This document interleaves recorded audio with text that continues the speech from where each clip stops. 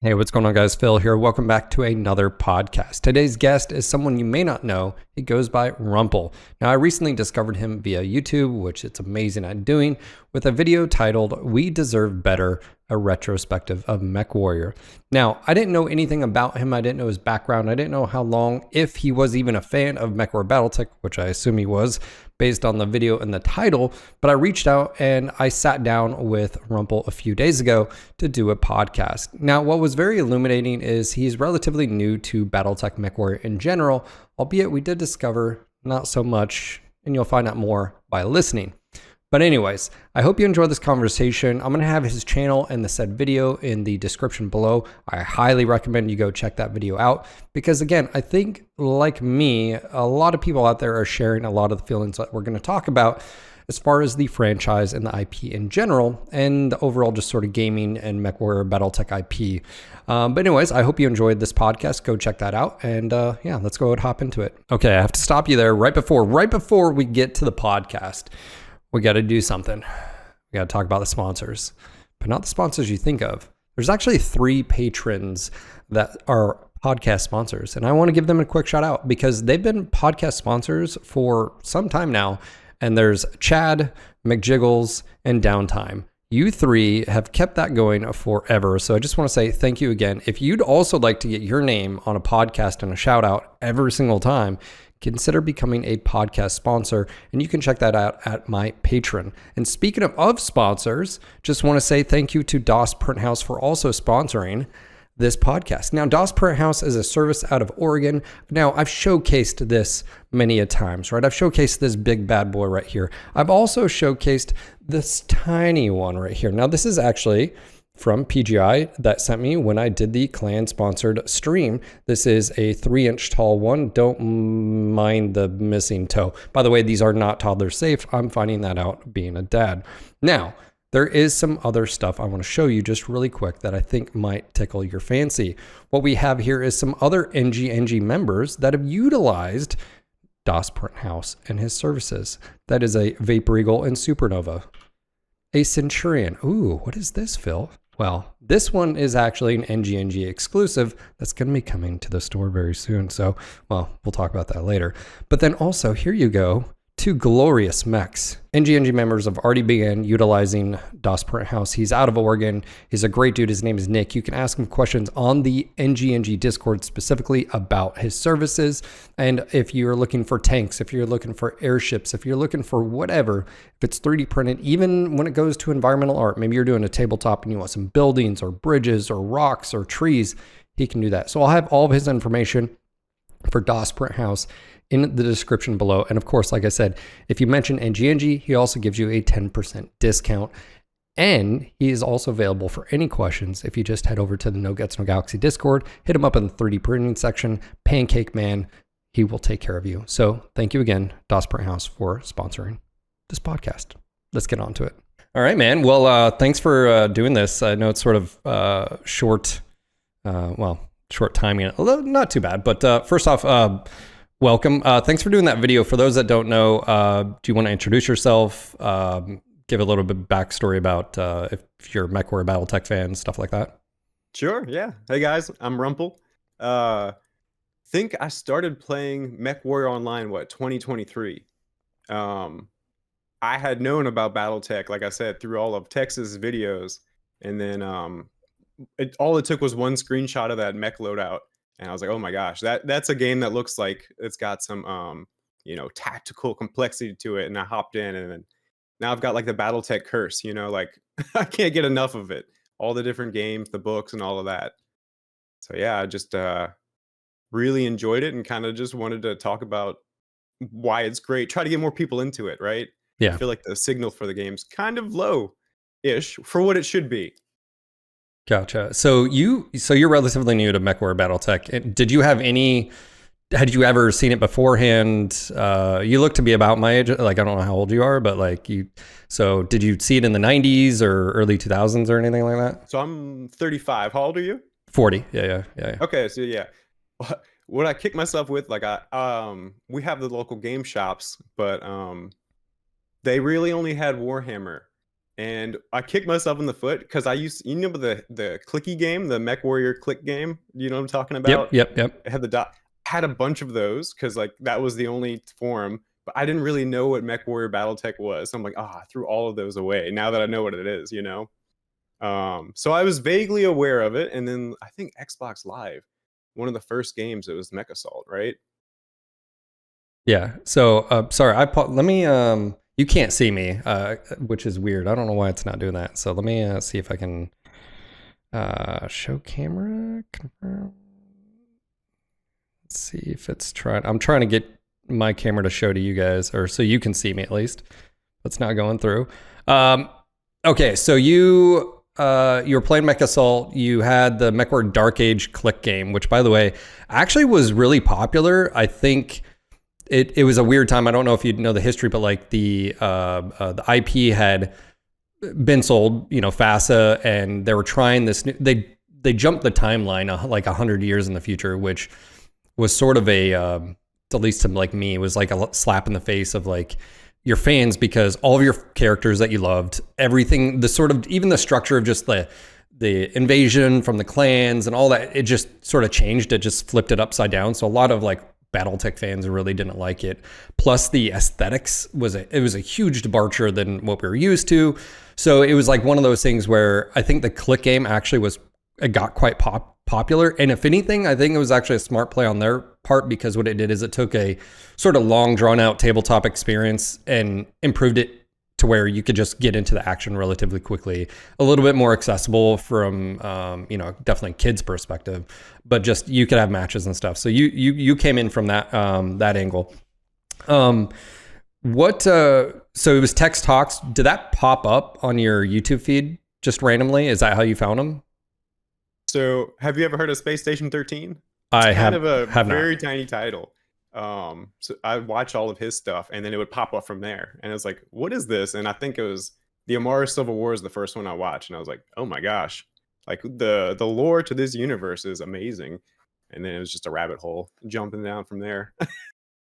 Gotcha. So when you started playing MWO, obviously there's no lore in this. Were you surprised of how much lore there was behind the scenes, you know, getting an MWO, and then not really, like, when did that sort of like, oh yeah, this actually is pretty deep as far as the lore, the history, the nerdage?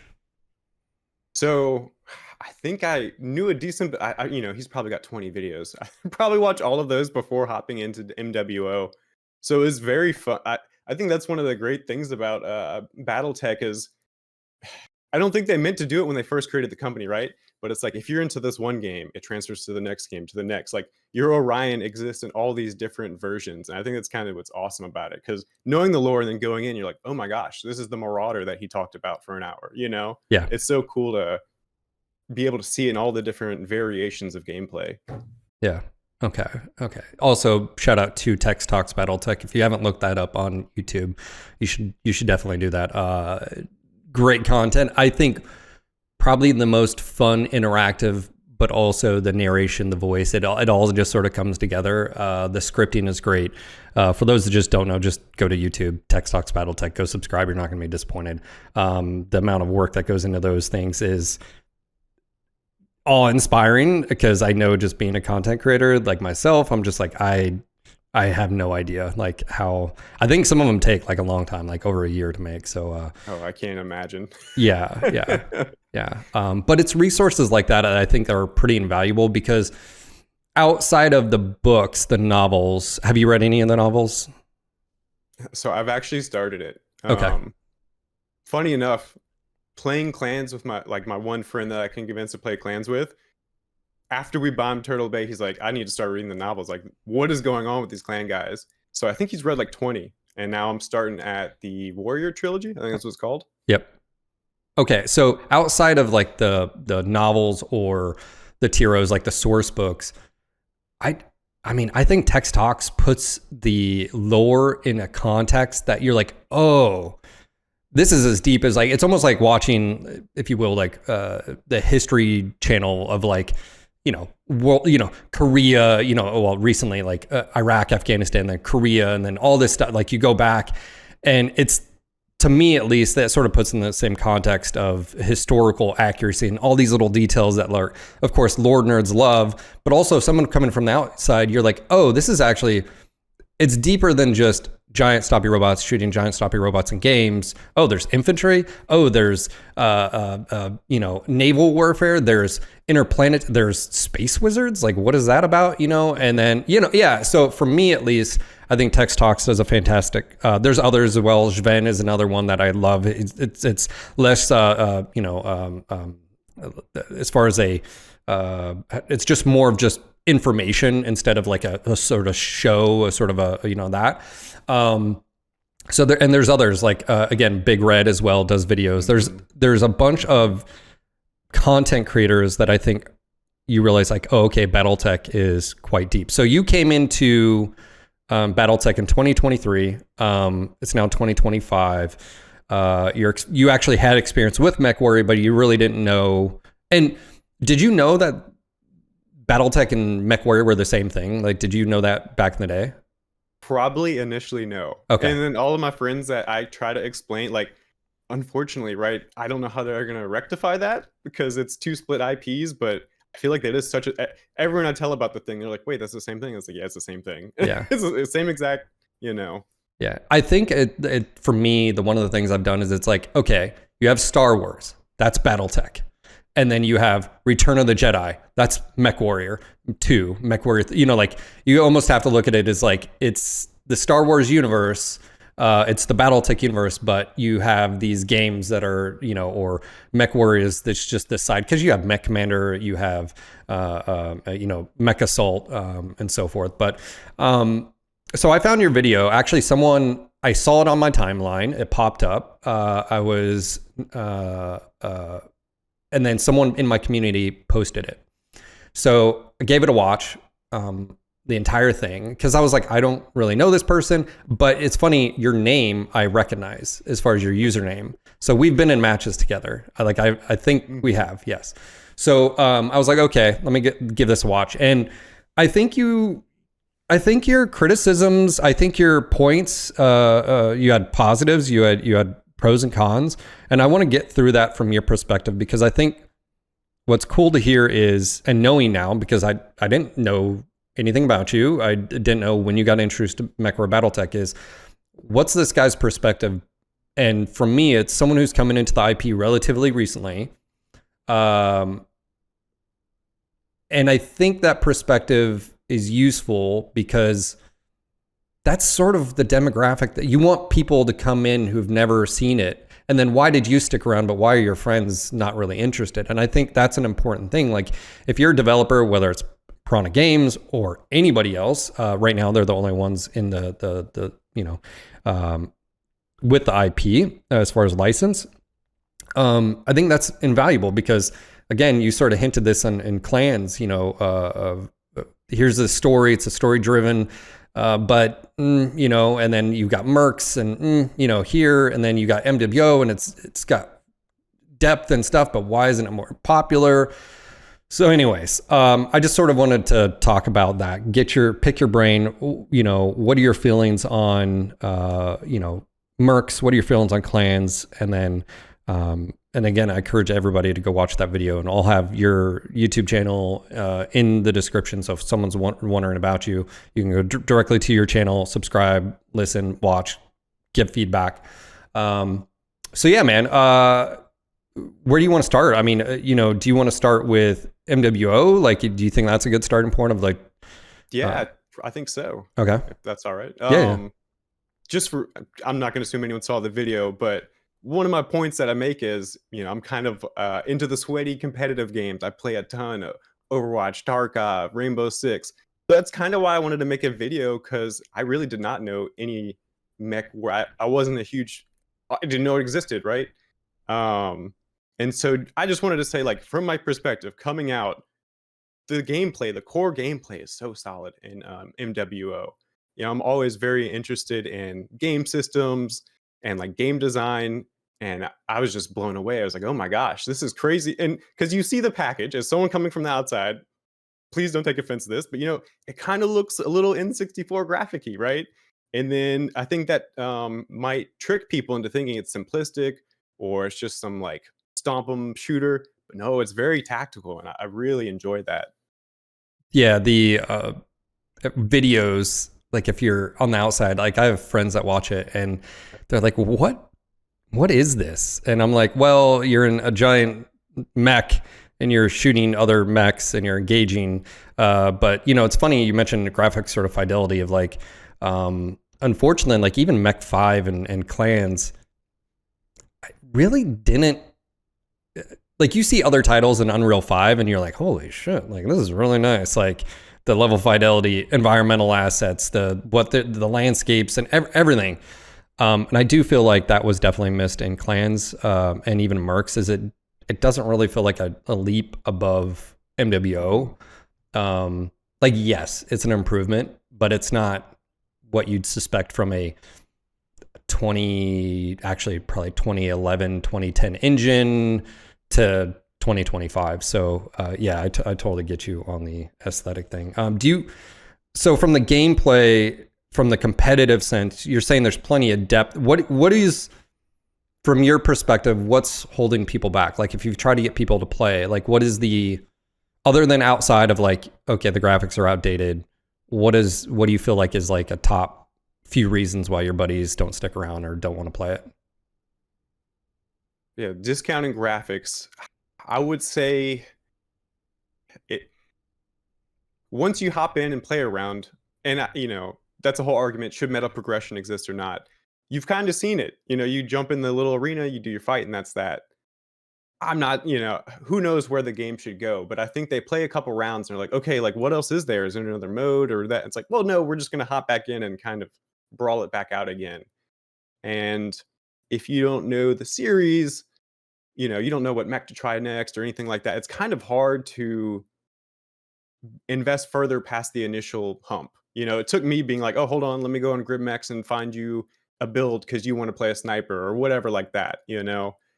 Um, like I would really say it's just kind of that. I hate to call it repetitive because it's endlessly variable because you're playing opponents.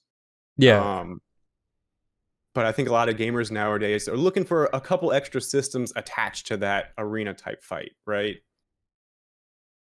So what you're sort of getting at is what technically faction play.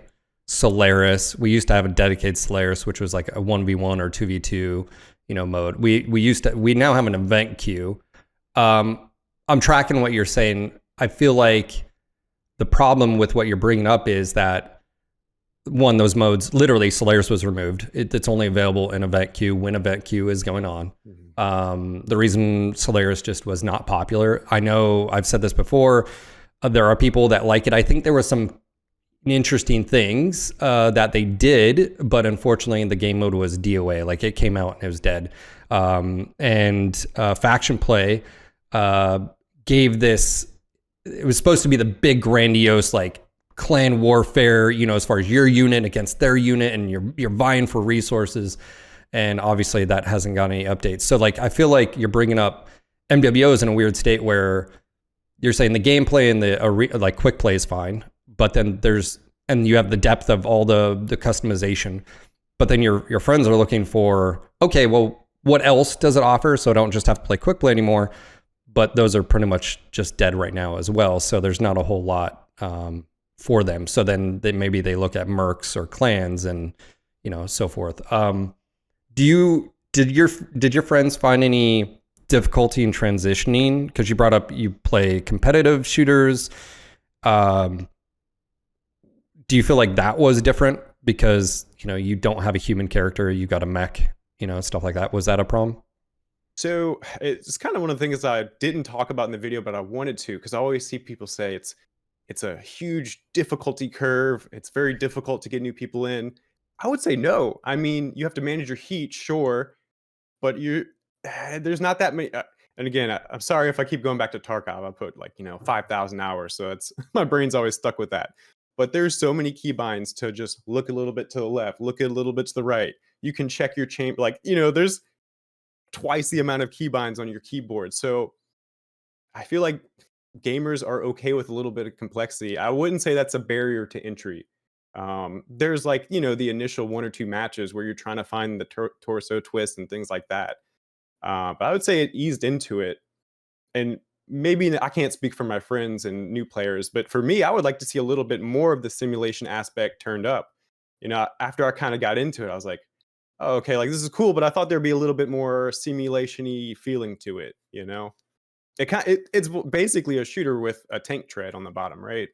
Yep. MWA at least. Yeah, actually, I think I'm glad you sort of brought that up, because that always gets brought up of like, people will say it's a sim, and I'm like, no, MechWarrior has never been a sim. It's always been an arcade sort of shooter. A sim to me reminds me of like, and tell me if you agree, like Microsoft Flight Simulator. Like when someone says sim, I'm thinking you need to know a lot about, and what that means is, if you go down the rabbit hole, you can really squeeze every inch of performance out of whatever. Like that's how I would sort of view it, is like you've got systems that like, hey, if you can do that corner peek on Tarkov, or if you know the certain, like all the schematics and scopes and optics and stuff, like you can really maximize. Do you know the velocity of this round? How far can it shoot and stuff like that? Like I see what you're saying with Tarkov.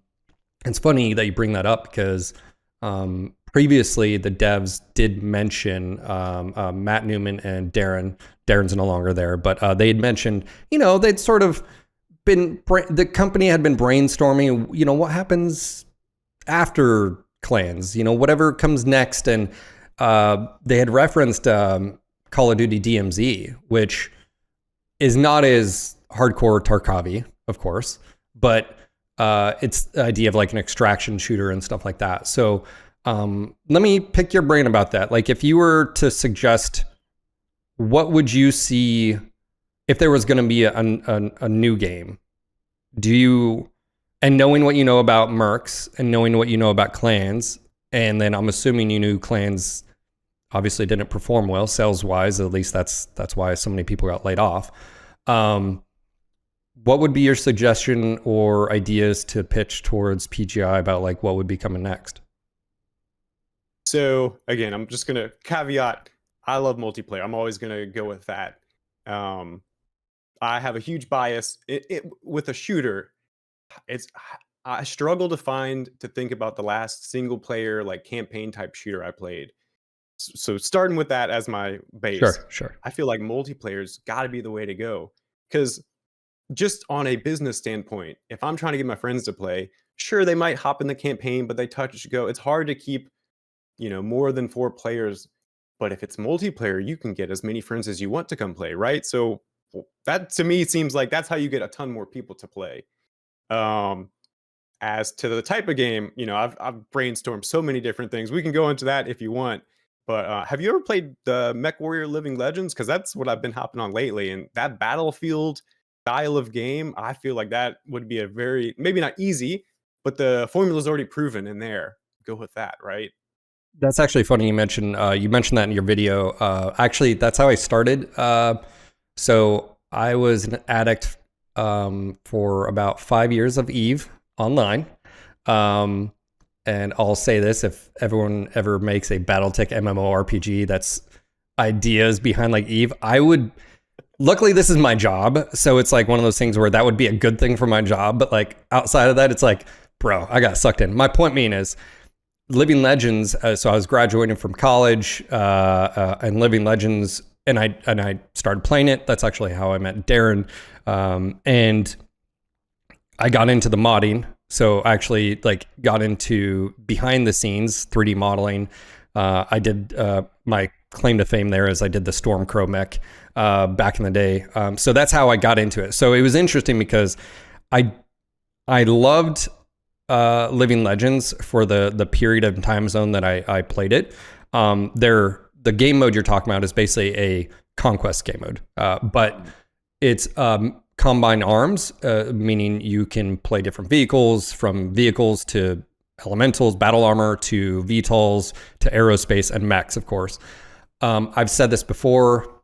I feel that a game like that, I think, would be quite fun. But then the question is that just a game mode that you have online that's also, because you mentioned shoot, like Tarkov is a PvE PvP, right? Right. Do you like to me the reality of it is because I've been here so long, I think the majority of player base of mech warrior games are casual mech dads like myself. I'm 40, I've got 2 kids now, you're 35, like we're in this demographic. And then you look at Tarkov and there's a position for I mean, do you agree that maybe an online is fine, but you have this element where you can get the sweaty matches like you can in Tarkov, but then also you need a barrier, or not a barrier, you need a access to where if someone wants to be sneaky or if someone wants to be just against AI, they can. But I picture my issue with like a wide battlefield, like literally take Battlefield the game or anything like that and do a conquest game mode, that's fine. My thing is, would they struggle having the balance issue? That's one of my issues with Living Legends was the balance issues. You had to make a VTOL just as relevant to a tank to this. And my idea was keep the players as mech warriors, and that should be the focus. And then you have AI elements are the rest. They're the creep, if you will, because really then what you're talking about, Living Legends is a MOBA, if you will, right? You've got your channels, you'd have vehicle spawning, infantry. But I may be wrong because I've had people say, actually, I would love to play a Shrek PPC tank and, shred some mechs.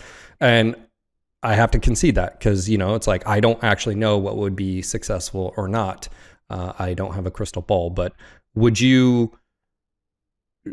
Me all saying that, I mean, is there anything that you'd agree with, disagree with on that? So a couple things, like you mentioning Eve. Now, again, this is a huge, like, I don't see how a company would do this, but can you imagine a game where there was like, your guild or whatever was controlling the production of your mech bays on the earth, but then you can actually go in and fight the battle? That would be so cool, right? I like, I kind of didn't say it correctly in the video, but I think one of the great things about BattleTech is like MWO, it's all battles. But if you can make it a warfare where like, yeah, we might be using urban mechs for this fight, and of course we're going to get our, stuff stomped in, but then for the next battle, we have enough money to bring, an awesome, like, if you could somehow figure out how to get all of that together, I think you'd have a really great game on your hand. Going to Tarkov, there's a reason I don't play it anymore. It takes way too much of your life, right? I think you need some complexity in a game, but not to kick all the casuals out forever. And to your point about the tanks, yes, it might be hard to, design and balance, but I can't think of another game that's like that. Like PlanetSide might still exist. Yep, it does. But I think just the uniqueness of being able to like have that as your selling point, like I'm just an elemental and we're with our buddies and we're gonna go attack, that would make for some great clips, right?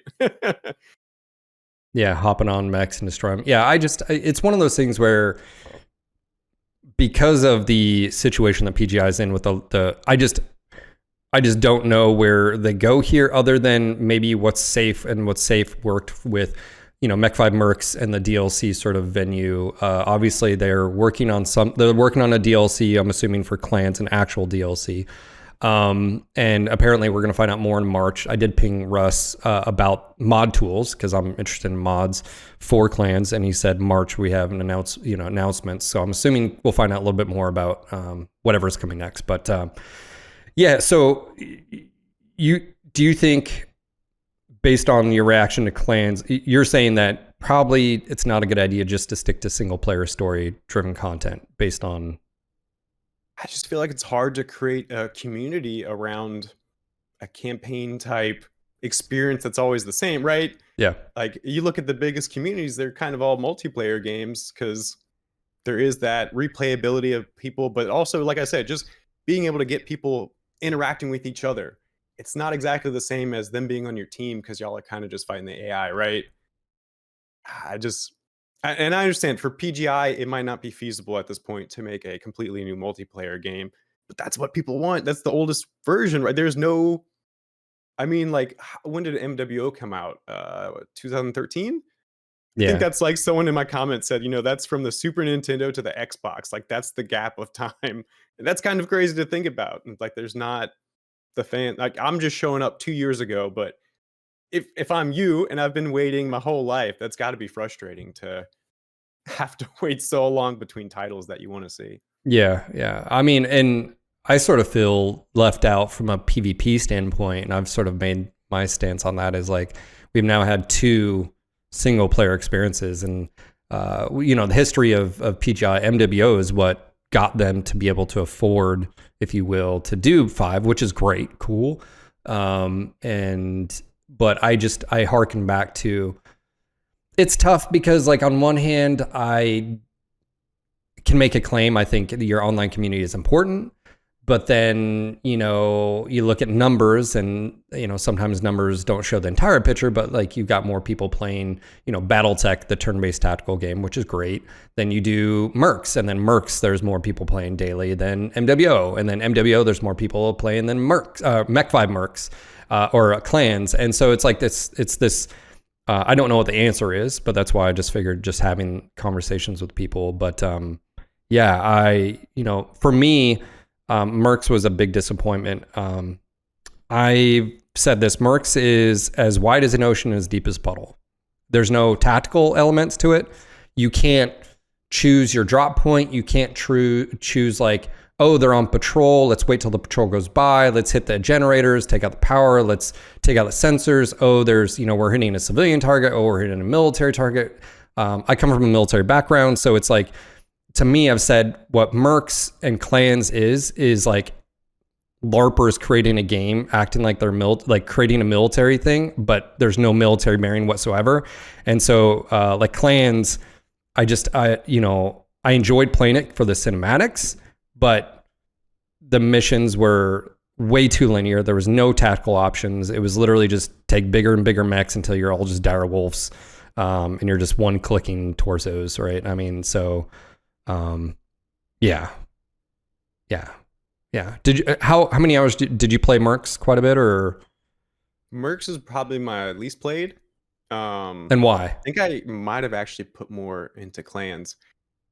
Like probably I had fun with Mercs, but I think right around that time I started playing BattleTech Universe, the mod Bloody Dubs made. Yep. And then that is just crack if you're trying to learn the universe, because you get to see so many mechs that you didn't even know existed, the industrial mechs and all these weird variations. So I think it's not necessarily that I didn't like Mercs.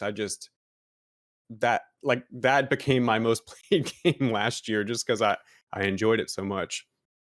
Yeah. So, but it didn't draw you in to stay in Mercs. I mean, and so that's my issue is like, right.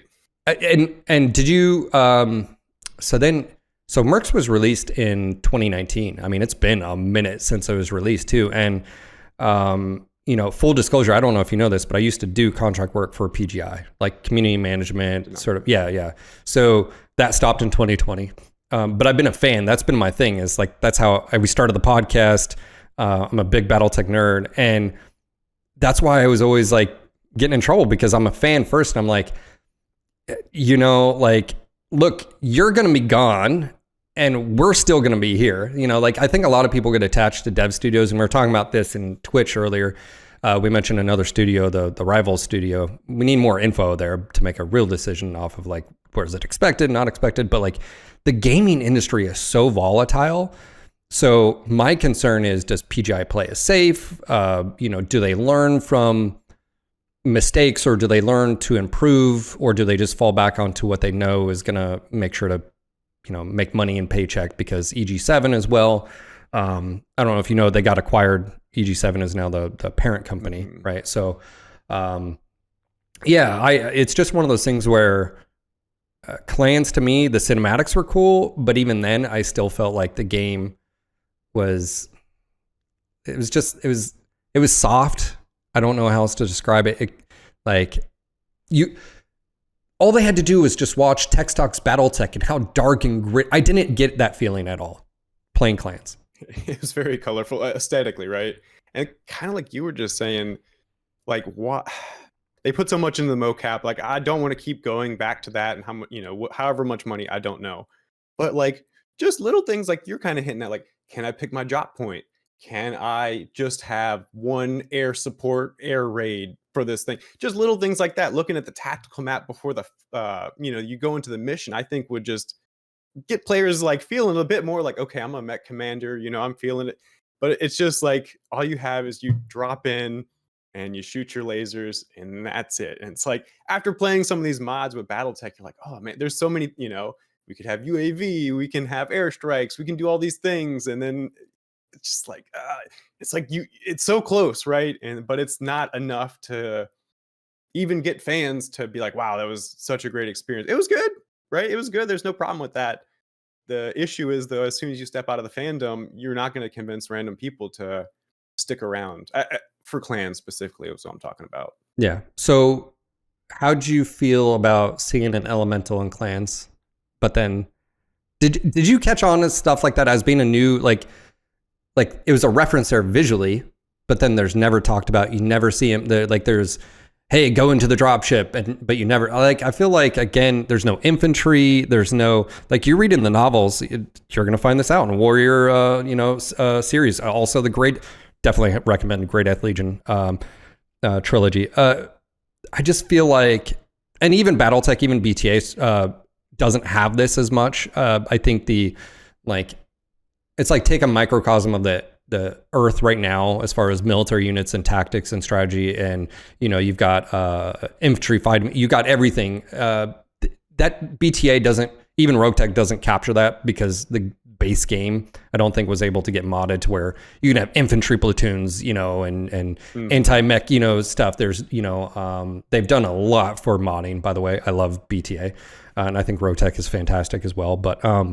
I just feel like it didn't quite capture when you watch Tex Talks BattleTech, it just, like, the invasion was so visceral, so shocking, so just I never, when I looked at the individuals, mech warriors, especially clan, are supposed to be especially in Smoke Jaguar, are the top of the top. You may not like them on a personal level, you may not like them on an ideological level, but you're talking about, it's like taking SEAL Team 6. It's like taking the best fighter pilots we have. I never got a sense of, oh, these are actually very capable, very intelligent, very calculated, because they're very calculating, and I never really got that. I will say, I thought there were some really cool scenes in there where, the cadre, they grew up together.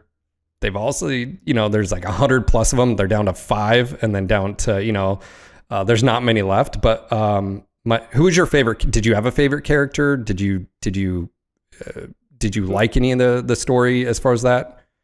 Probably Cortez. Yes. Okay. Was the most stand out. Like, I went to go look up the voice actor. I'm like, who was that guy? Sorry, I don't want to lose my thought, because you mentioned the infantry. While I was playing clans, I'm like, I never played that new Warhammer game, the Space Marines, but I watched my friend play it, and just seeing the hordes of Tyranid in the background, and it looked like a real battlefield. And I feel like that's what clans and all these titles have been missing, because you're in there and it feels kind of arcadey. It's like, there's the mech, there's a mech. But can you imagine if you're storming up, like the beach of Normandy, and there's turrets and tons of infantry, and you're just walking on, like, that is what it's missing, right? You miss that sense of scale. I feel like that has not been done correctly yet. And it would go a long way to really kind of selling that grit, like you're saying. Like, what if you're in a city mission, and when you blow up a building, there's people running out? You'd feel bad, but it would kind of sell that realism that, oh man, like, these are some dangerous machines. This isn't just some anime fighting anime robots, right? Yeah. Yeah. The Luthien, there was a big battle. I forget the specific mission.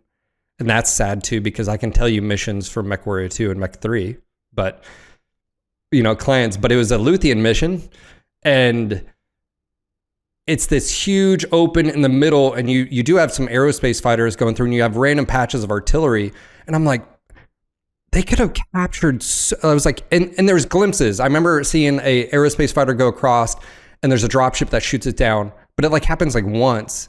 I'm like, again, I just feel like this doesn't feel like an invasion. This doesn't feel like the Dracs are fighting for their life and the Jaguars are just trying to put the boot to the throat, sort of thing. And And it really, like I said, I played it, I enjoyed it for the cinematics. But what I also felt was the gameplay, specifically mech on mech combat or mech on vehicles, because that's all it was Mercs. Mm-hmm. Like, cool, I have a 8 medium pulse Timby that I can just literally gut mechs through at 600 meters, and then just kind of becomes a click point game. Another thing I was going to ask you is the difficulty. I mean, if you played Mercs, one of the design decisions is they had issues with spawning, right, because it's procedural. And by the way, it's not missions that you're doing in Mercs, it's game modes. That's another issue is the game modes are, hey, go destroy this building, but when you're doing it, it's infinite spawns until you achieve the objective in GTFO. And it breaks the fourth wall, in my opinion. It's like, hey, this one backworld planet has over a regiment worth of. Okay, where's that dropship? It was literally just hovering there. Like that's where I'm saying is like it just, that's where I struggle of looking at what are they capable of and then what are they able to achieve. And the one thing that's cool about multiplayer is that what you're doing is you're building the foundation of gameplay, but then every single match is different. Every single step, every single movement, every single shot. Yes, you may have had similar stuff. I just had a match. God, what was it? Last week, and it was on a part of a map. I've played 10,000 plus hours of this of MWO over, probably more. Yeah, I've seen your mech bay. I had a battle. We had a battle in a place I've never had on a map before. That's been out for years, and that's what happens. But clans, would you I'm assuming, would you replay clans right now? If I asked you, do you want to go replay clans? I was playing a little bit before this just to kind of keep it fresh in my mind. Yeah. Maybe if there was more mechs to pick from, right? I think that's a big issue that a lot of people brought up as well. You only have so many to pick from, so I'm sure, once we get these modding tools, I can go back to it. But as it is now, there's other things to play, right? I'm not going to spend 20 hours on a campaign to see what I've seen before. Yeah. Especially when the enemies are the exact same mechs. They spawn from the exact same locations. And kind of what you were getting at is, I feel like what makes a good single player shooter is there's multiple routes to achieve your objective. And you have to actually kind of make some choices. I was reading through some of the promos for clans, and it's based on the mission or the biome, you need to go and select the loadout that is best for, but not really. Really, you can pick whatever you want as long as you've got the tonnage and just go in and go at it, right? Yeah. I feel like that kind of holds it back from being replayable. Yeah. And I think there's also an argument, the game doesn't have to be replayable, but I think it has to be great at least one time through. And it was good. It wasn't blow your socks off. $60 good, I guess I would say. Yeah. What were your thoughts on the Trials of War DLC? I can't even say I touched it. What came out in it? Was it more mech bays? Was it game types? I guess you sort of answered a question. So you didn't know anything about it, or Well, I heard that they tried to release a DLC and charge for it, but there was a big backlash because it was why is this not in the base game? Is that right? Yeah, so obviously the game came out in October, and the Trials of War DLC was basically a few new variants, hero variants from MWO, so reused assets, and some game modes that were in the sim pod. I don't know if you even realized there was a sim pod. A lot of people actually didn't. And they did correct some of those things where they made it glow when you're in the barracks. Cool. I did make a video about it.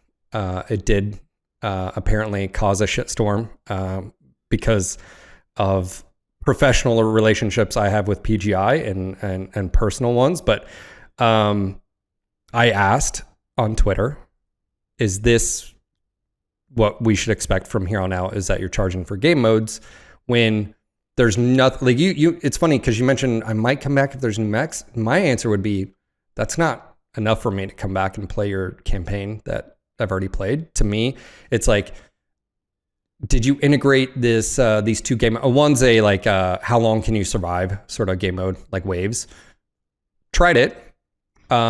We couldn't get through. I think we couldn't get through it because horrible bugs like crashing, stuff not spot, like unplayable. And what's funny is I did a sponsored stream doing this. So, you know, generally speaking, when you do sponsored stream, you try not to shit all over the product. But like, I just let the product speak for itself. We couldn't get through a game without a bug. They did patch it. They did, yeah. Oh no, they did patch it. Okay, roger that. The other stuff was the basically the mechs were like, I think a lot of people. I had a podcast with another MWO streamer, Magic Panglove, and he said the problem with it is PGI was literally doing what they did with the Mercs DLC. So with the Mercs DLC, there was a few game modes that were locked behind DLCs, but people didn't really complain about it then. So he's like, so really is it the principle, or, you know, like, is it the principle that things are behind, or is it that the value wasn't there? And I said it's a little bit of both. And I think in this case, it was why you have a single player game. Why would I come back to play your single player game when it's just, and you're asking me to go and play these co-op, but it's not integrated in the campaign whatsoever. It's not like you're earning, it felt very, you know, people use cash grabby. It felt very rushed. Now I did get confirmation from a dev that said the cool thing is these game modes were done very quickly because of the new tools, mod tools allow you to iterate really quickly and do these things. That's cool to hear.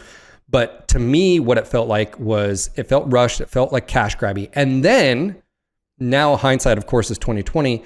Fast forward to the EG7 layoffs because clans didn't do well. And my thoughts are, I don't think Trials of War was ever supposed to be a paid thing or even a thing. I think it didn't do well, so EG7 pushed PGI to do it, and Russ had his hands tied, and the shitstorm that occurred. As soon as they made it free, which by the way really bugged me because in their write-up when they did it, it basically said a gift to you, like, oh, we're so gracious, and it really just fucking bugged me because words matter. And it's like, no, it's not a gift. You weren't listening to the community. You were charging for something that should have been like, hey, you know what? It would have been okay. Your game modes are free, but if you want, here's a $9.99 pack for the heroes and you can get it if you want to. But the content should be free, but the mechs, that's the route we're going to go. I would have been okay with that. I think the large majority of people would have been okay with that, but it just felt so scummy. And then the EG7 stuff and the layoffs happen. And it just, to me, it points towards, I think they were pushed to do it. Yeah, right. And I've been trying to dance around this because, like, I know you do have friends at this company. No, open. There's no dancing. There's no, don't you work, no. But I just feel like, let's just talk about right now, like, how do they go forward? Like, any DLC they release, like, I don't see people coming back to play it. You're right. Like, how do you salvage clans at this point? I kind of think it's unsalvageable. Based on their past 10 years from what I've seen them do, right? Like, how are they going to make these new dynamic interactions in the game that they've, I don't see that happening, right? And then this is something I kind of wanted to ask you about too. I didn't talk about it in the video, but it was almost what I would call like the Ouroboros effect. Like, were you there when Mech Warrior Online released? To me, it seems like they had such a backlash from that initial thing that they dove very deep into pleasing the hardcore fans, maybe even to a detriment to pull new people in. Because they're like, oh my gosh, like we messed up, but let's listen to what they want. And the only reason I'm saying that is because all like Mercenaries 5, those DLCs, to me, that's kind of an old school mentality of how you release games and release, like, am I making any sense? Like, I feel like they focus so much on trying to make amends and stick to the lore and the tabletop rules. They kind of ended up hamstringing themselves, and maybe looking back 10 years, they're like, oh man, we kind of did do that. But in the moment while you're developing these titles, you can't really see that. Okay. So when you said, you mentioned an Aurora effect and they were focused on MWO, can you iterate on that? I'm trying to track specifically. So, and again, I wasn't there at the beginning. I was kind of looking. Okay, you're saying literally the beginning of MWO. Mm-hmm. Okay. Like, were you around then? Yes. Was there big backlash or no? Was that overblown from what I've read? From as far as the game coming out and how they did it? Yeah, what they pitched versus what y'all got. Oh, okay. So I think what you're referencing is like faction play. That would be my only thing is because like MWO came, or like we got MWO. It was a 15-minute round. It was basically a World of Tank formula. That's MWO is a World of Tank clone as far as that. The monetization model was very similar, right? You had they mixed it up. Instead of tier of tanks, they did, they had some type of system where you had to unlock 3 mechs to get. It was just it was basically a MWO clone. So it's interesting you asked that because someone said, yeah, it was a few weeks ago. Yeah, I remember like their pitch of like this or that, and I was like, I don't remember that, like this promise of this and that. I was like, I remember they in 2009 they did the did you watch the 2009 trailer of the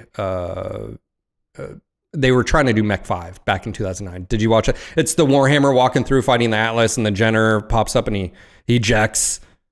Saw one of the ones and there's like 20 mechs versus 20 mechs. I'm not sure if that's no. a very dynamic battlefield. Okay. So I'm gonna send you a video and you can watch this later. Let me just pull this up just so you're aware of MechWarrior trailer pitch 2009.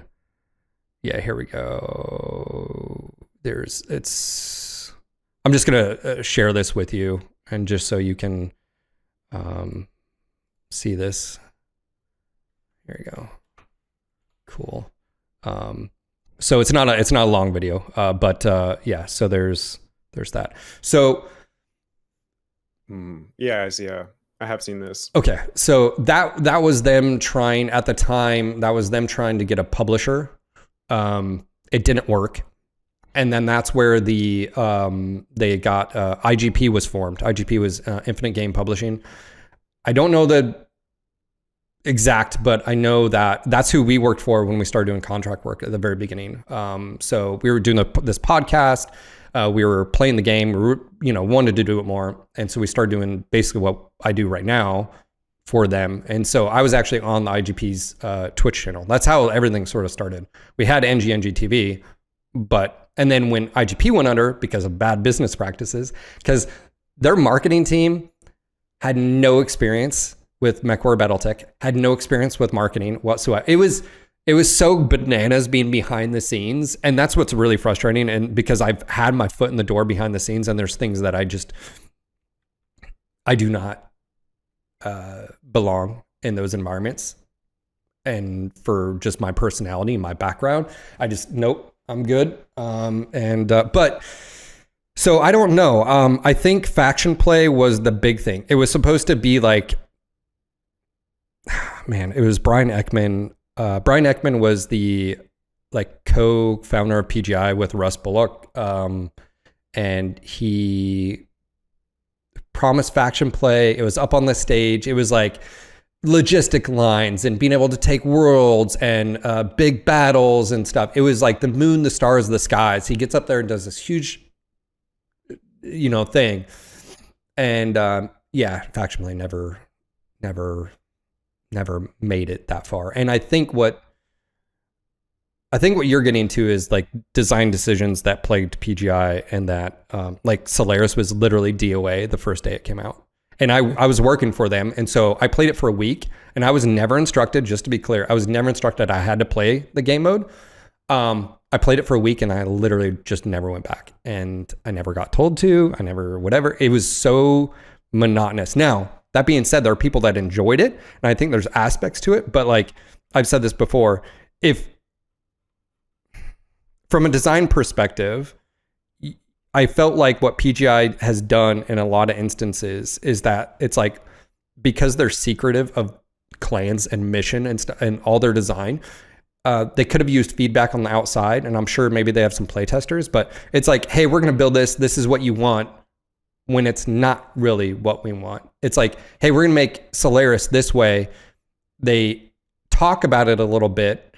The community says, hey, just FYI, you're going to have these issues. Why don't you do this X, Y, or Z? Instead of like relying on the community and say, hey, pitch your like best ideas.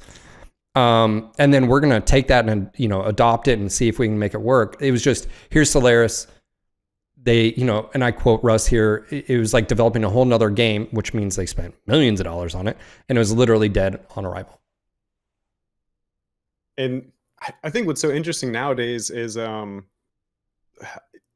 industry is getting old enough where you can kind of get some of these inside scoops. Like I've been watching Tim Kaine, you know, the guy that made Fallout, and I'm reading that new book, Play Nice. That's like the inside of Blizzard.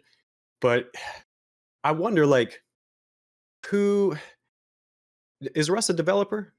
I think he's got a background in like modding back in the day, and I mean he knows his stuff. Like as far, he's not like an engineer, but yes, yeah. I just wonder, like, the person that kind of sets the thing in motion, like, are they playing the games, and like, are they play testing some of what they're working on, right? Because it's I could see why you're like, yeah, this is a great idea and go forward with it, but unless you're having the person that's coming up with the idea, are they having fun with it? I guess would be my big question, right? Like, it must be hard to find an executive or a leader who has both sides of that aisle to make a good decision on where to go with gameplay. Yeah, I think what's tough is usually that role of a person has nothing to do with like the overall design. Like in a bigger studio, maybe like your president, you know, he's the face, right? He's the one the buck stops with if it doesn't do well, of course. But like that would be your lead designers, your producers, right? Do you have a crew around you that's making correct decisions that ultimately lead to success? I mean, if I don't know, you know, if MWO Jarl's list, but there's a graph. If you just Google it, they have a global stats graph, and you can see that the game lost, I'm not shitting you, 50% of its population in like 3 months. So, and this is, no. In like, it started downward track. This is when it started tracking the data that we had. There was like an API. So like, prior to that, I don't think we had access. So they had a lot of players actually, and we still have around 20,000 ish in a month, give or take. So it's, you know, it's not huge, but, if I said, hey, Rumple, we just lost 50% over the past, why do you think that is? Like, that's a pretty simple question, right? I mean, like, it may not be a simple answer, but like, what would you do if I said, hey, just FYI, we've lost 50% of our game population? Right. Like, for me, the reason I don't play, you know, every day, every week, I just feel like it's so close to the game I want to keep coming back to, but it's just missing a couple extra systems, mechanics, whatever you want to call it, to like hook me to come back. I don't know how you salvage MWO at this point, right? To like change complete overhaul of it. No, that's not possible. No. Right. MWO has been in maintenance. I said this. MWO has been in maintenance mode since 2018-19. In my opinion, I think as soon as Mercs, and being behind the scenes, I remember just, it's such a tough position to be in. Like the community is asking questions, and you know the truth, and you can't really say anything because NDAs. It's your job. Your boss is like, you know. But I think I've said this. I don't even like saying MWO 2.0 because I think that gives the idea that you would have all of your assets. It's like World of Tanks has updated. I mean, World of Tanks was so big, they bought the fucking engine designer, developer, brought him in-house, and have been upgrading since and stuff. Like, that's a whole nother beast because of the how successful the game was. I mean, it was the #1 concurrent player base for years. And it still has a huge player base because tank nerds, and Europe actually props up that game a lot. If you look at the stats, huge tank nerds in Europe. I mean, the US player base is a lot smaller. So I look at it as whatever comes after clans would have to be a completely new thing, which I think is what you'd want anyways, because I think you take, like, what is, to you, what has been successful to MWO in your opinion? What's been the successes there, and then Mercs, and then clans? Like, break down what you think worked in all three. So I'm trying to think of MWO specifically. Like when I bring new friends into it, like the thing that I think hooks them the most is, you're in this big stompy robot. It's kind of unwieldy at first, and then all of a sudden it clicks, and they're like, "Oh my gosh, like this is great!" Like you get to feel like that pilot. I would say too, like building, depending on what. For me personally, I love games that let you kind of express your personality. I don't know how to say it, but like going from a tiny raven to a big awesome, there is such a different mindset as you're playing that. To me, that's what got me keep coming back over and over and over. Even just playing that raven at 3 different builds of that is such great variability. I think the whoever designed that aspect of it, they nailed that out of the park. That is, I you hate to find games where there's just one meta and everyone does that. And I know there's complaints MWO does some of that, but I still think pretty much everything feels viable. And I don't know. To me, that's the best part, is that I can get in there and play completely differently every single match. I think that's a good, that shows your game design is really solid, right? For clans, what did they do well? We're complaining that they spent too much money on the cinematics and stuff, but I thought they did a pretty good job at getting someone that had no clue to at least be semi-invested. Um, I like the battle map. That's fun to play with the AI. That's all good. But again, at the end of the day, I would have liked to see more outside systems coming into the missions, or just like kind of you've touched. It's just the AI itself, because I was playing right before this, right? The AI itself, they seem to kind of just beeline towards you, and then your AI guys behind you kind of collect behind you. And it's like, I just wish there was a little more dynamic. I wish fights were a bit more dynamic. They kind of play out all the same, I guess that is what I would say. Yeah. Yeah. I think what you sort of just hit on is that there's no strategy to it. There's no thought. It's not like, oh, that's a locust with a medium laser and machine guns. Yeah, he wouldn't just run beeline straight at us. I mean, you'd be like, that's the problem I have with so much of it, which is it doesn't feel like, oh, obviously it's not a person, but there's no thought or rhyme to it. Like, and because of mission design, and I know a lot of games do a linear where like you have to take this path or whatever. But I also feel like that's why a lot of the times it's so restrictive. But in this case, it's like, yeah, why aren't they pulling range? Like, there's no ambushes? Like, that's another frustrating thing. Like, it's like, oh shit, we're getting hit from the flank. Like, we need to like choose a direction and push. We need to, it doesn't matter if you go front or left or whatever, you just need to do it. There's, again, obviously you played Mercs. Is there anything that you liked out of Mercs? The replayability, like, was that something that even interested you, or? So just, I feel like with Mercs, I think it's like the career mode, right? Where you can just kind of freeform it. I love popping down to new planets and you're kind of hunting for different mech parts and finding mechs that you've never found.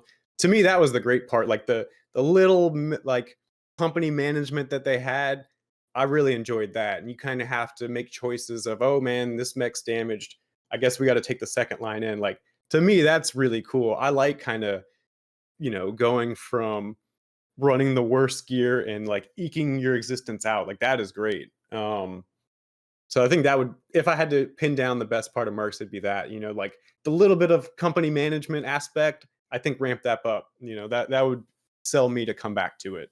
That's sort of like your BTA experience, right? Because right. What you're doing is I think BattleTech, it's so unfortunate that we're not going to get a sequel to that. We could see another studio do another turn-based tactical. I think that would be amazing. But you know, them with Paradox purchasing HBS and then Lamplighter is not doing well, and then the split, and then now Paradox owns that game and the previous Shadowrun game, which totally sucks. But I think there's a if you look at BattleTech, BTA, or RoTech, and then you look at what people are liking from Mech 5 Mercs modded, they're very similar, other than one's in a cockpit and one you're top down, and there's like RNG, aspects of it. But yeah, I think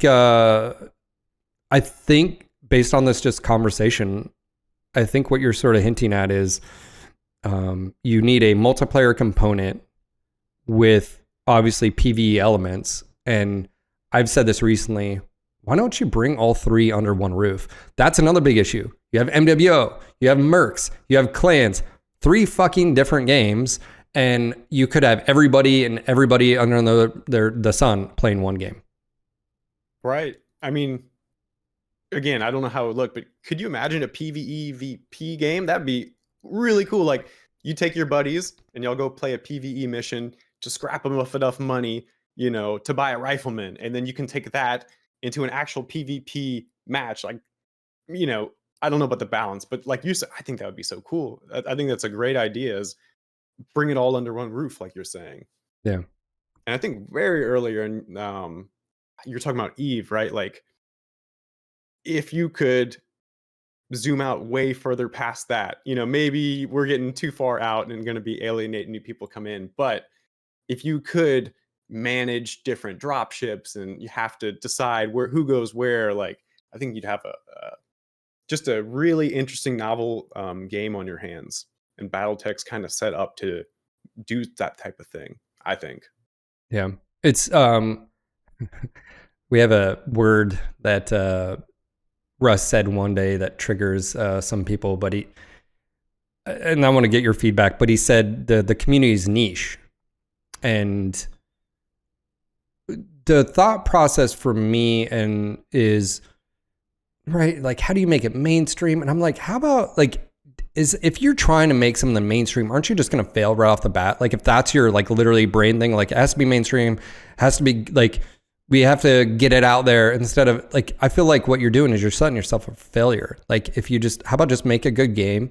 And it's interesting because it's like, what does success look like? I mean, if it's your company's making decent money and you're able to continue that development, I mean, isn't that enough? And that's what's so interesting with EG7 here, is they're a public company, so we get their public records, every quarterly reports and everything. And you realize, and I think this is very important for fans to realize, you are a number.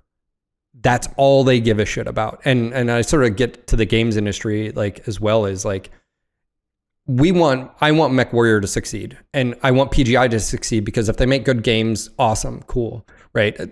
More the better. But I understand the relationship of, we're not friends, we're not buddies, we're, as far as the company is concerned, they can be great people, they can do this, but at the end of the day, EG7 are bean counters. They don't give a shit about this IP. They don't give a shit about you. They don't give a shit about me. And I don't mean to be, like, blunt about it, but some people have this weird idea of, like, the relationship. And it's like, no. All they care about is the numbers. And to be fair, if you make a good game, I don't think anybody cares. But, like, the tough thing is now, where is PGI? So you said you don't see how PGI could save clans with DLC.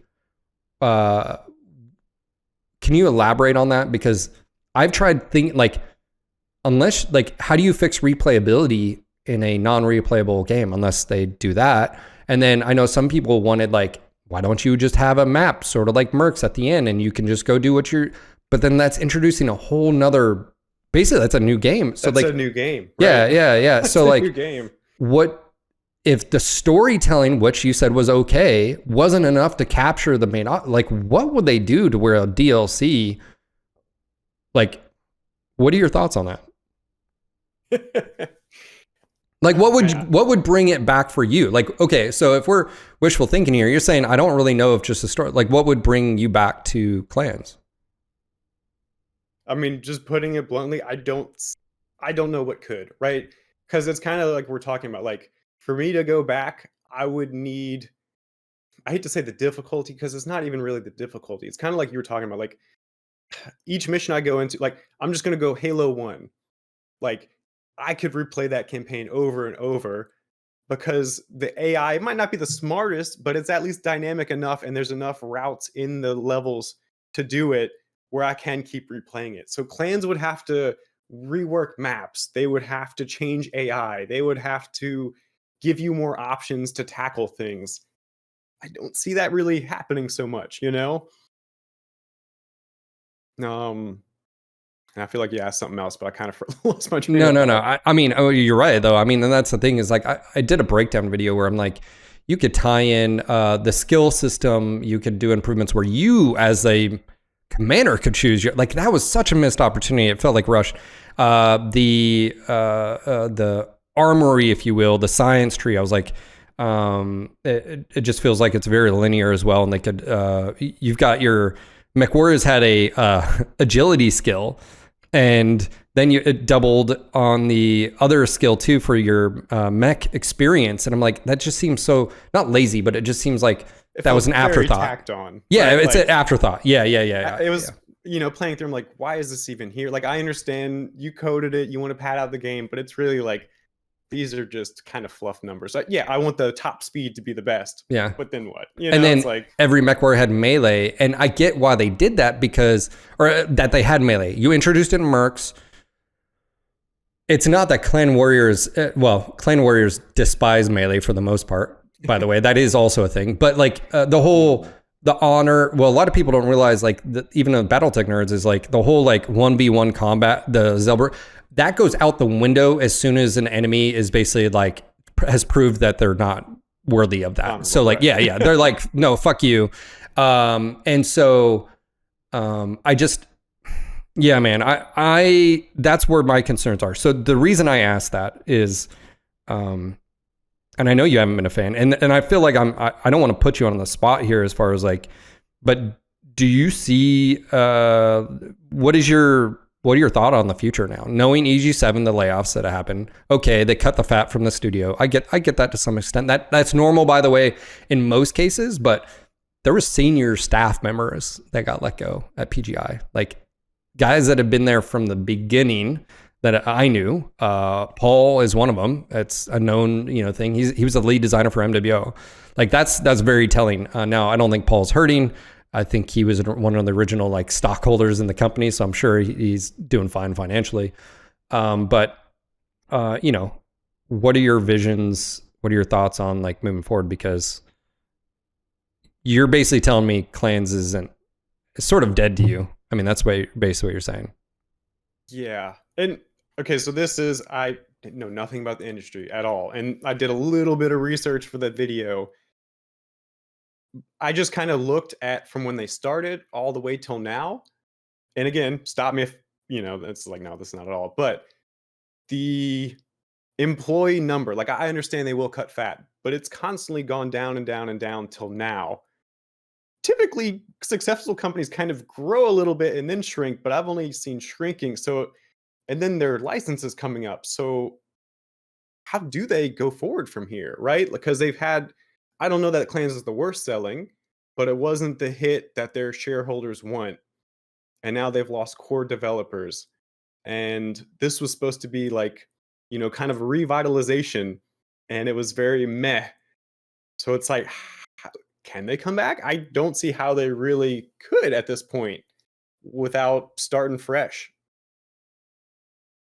Yeah, I think me and you've sort of came to the same conclusion, which I don't think is a bad thing, but man, what I think is it puts pressure on the development team of like, if we don't get this right, which that does not bode well for anybody that's like, hey, we have to make this right. Like if you're Russ and like, if we have one more bad egg, like it's GG, like because EG7 is the one who dissolved, I think, Toadman Studios, which is another developer. So like they could do that to Piranha Games. Now, again, Russ is going to be fine. he's a millionaire. Like he's sold his company. He's gonna be fine, right? Some of the employees, I'm sure, are gonna be fine that were shareholders. So again, understanding like things, but from like a precedent of, I think some people, it's legacy, and I think the industry is just so volatile. Like, just people just don't even. It's why you see the same thing with movies. Why are you getting another How to Train Your Dragon live action? Why do we keep? Because it's safe. Because the original was good, and if you sort of tiptoe that line, you're gonna get the good sales again. It's the same thing with games. Like that's why you get the cookie cutters. And going back to this, I feel like you sort of agreed with something that is MechWarrior BattleTech is unique. Like it's okay to be like, is it a bad thing to just? Because you mentioned cater towards your fans from MW. I think that's sort of what you were hinting at is like you think MWO played it too safe as far as and that's why it didn't grow. Like what do you mean by that? Kind of like sorry, I lost my train of thought there. No. I had a thing I was going to roll with. No, MWO playing it safe. You said at the very sort of beginning where. Do you feel is that what's like one of the issues is like you've got a pinpoint game in a tabletop sort of idea, like the idea like Mech Assault moved away from stuff, even Mech 4 had moved away from some stuff because it didn't quite fit. Do you feel like that? Is it more of just fans will be objectively against any change? Is that more of the reasoning? Because I feel like fans ourselves are some of the most critical. It's like, no, not like I said, Dark Age, not my mech. That's not my BattleTech. But it's like, or you had people Mech Assault. That Mech Assault brought in so many people because it was free on when you bought a console, and when you actually look at it, it's just as BattleTech as any MechWarrior game because BattleTech the universe doesn't have a mech lab with crit slots in this. It's not like you read about that in the novels of like Grace and Death. Carlisle walks up and starts configuring his mech like, and it's got to fit this. It's like, no, that's a fucking, it's not an AC5. It's a 105 millimeter autocannon that goes burp and just fucking rips through stuff. But in a game, you have to make rules. And I feel like Mech Assault was just as BattleTech as Mech 4 was.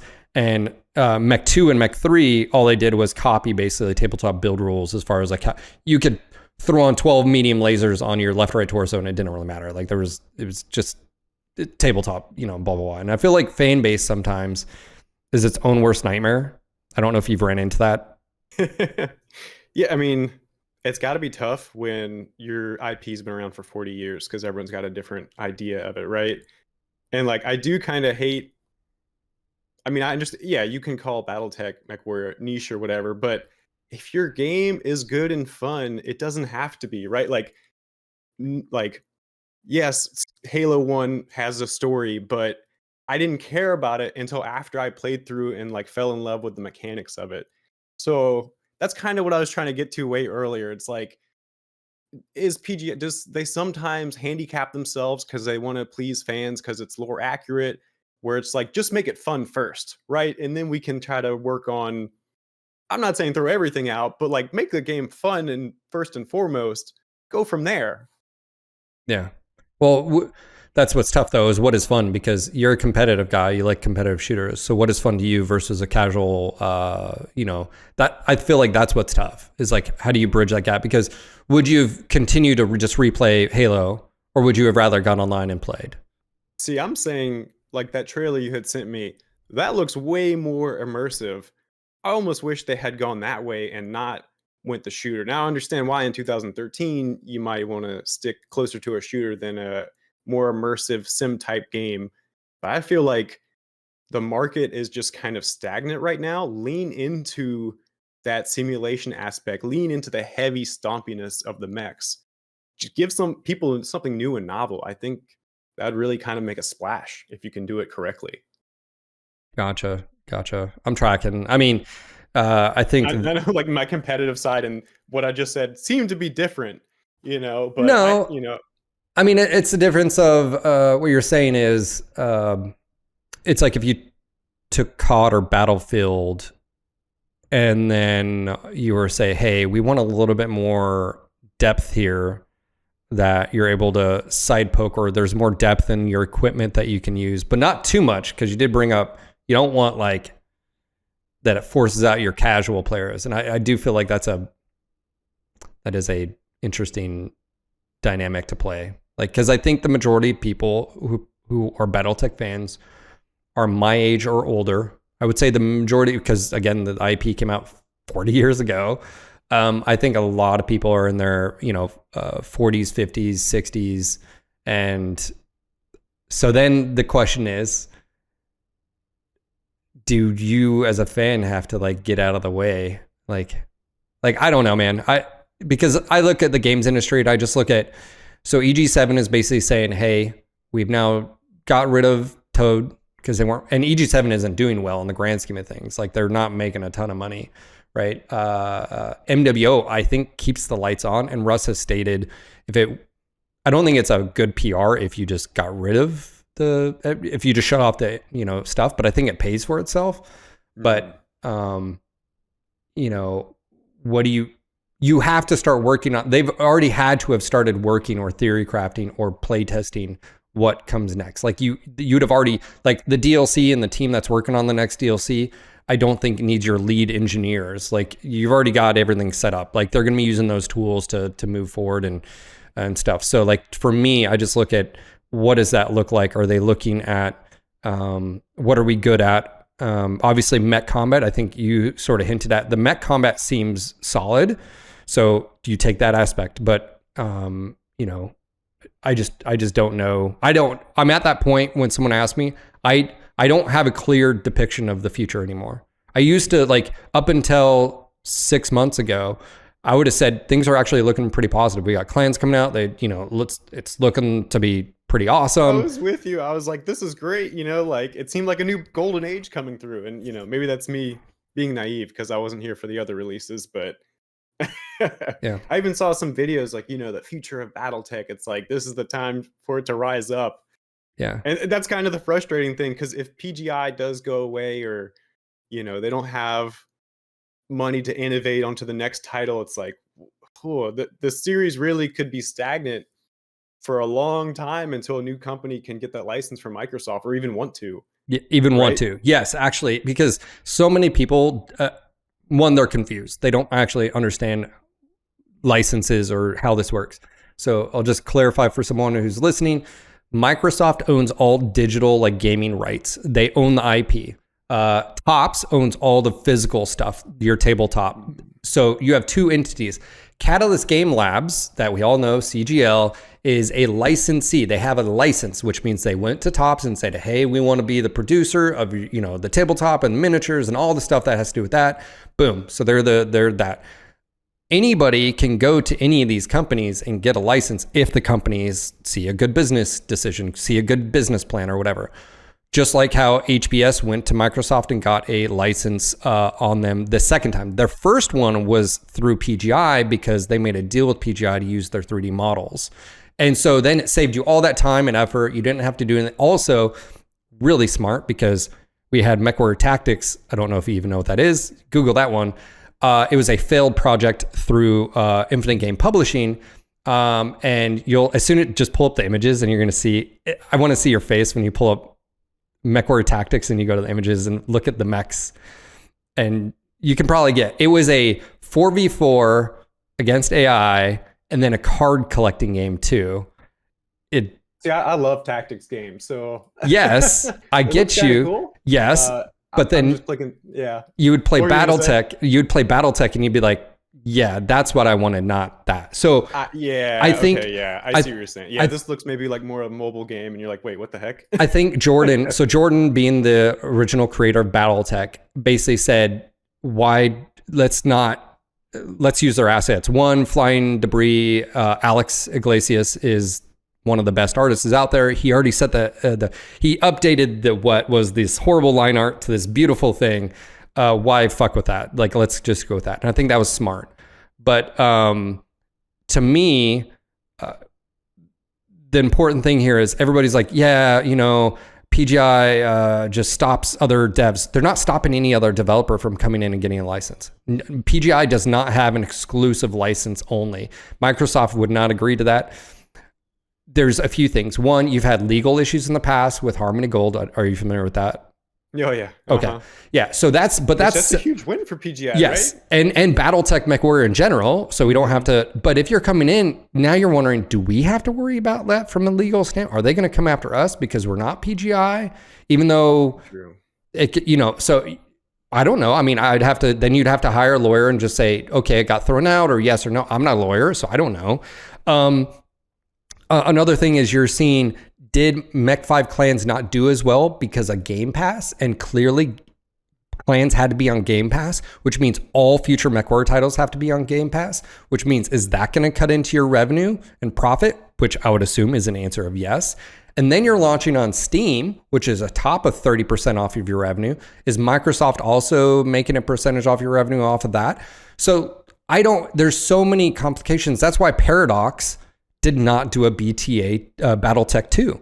I guarantee you, they did not want to share 30%, 40%, whatever the deal with Microsoft would be. They didn't want it to go to Game Pass because they knew it's just from a business perspective. So no one is stopping any other developer from coming in and asking Microsoft.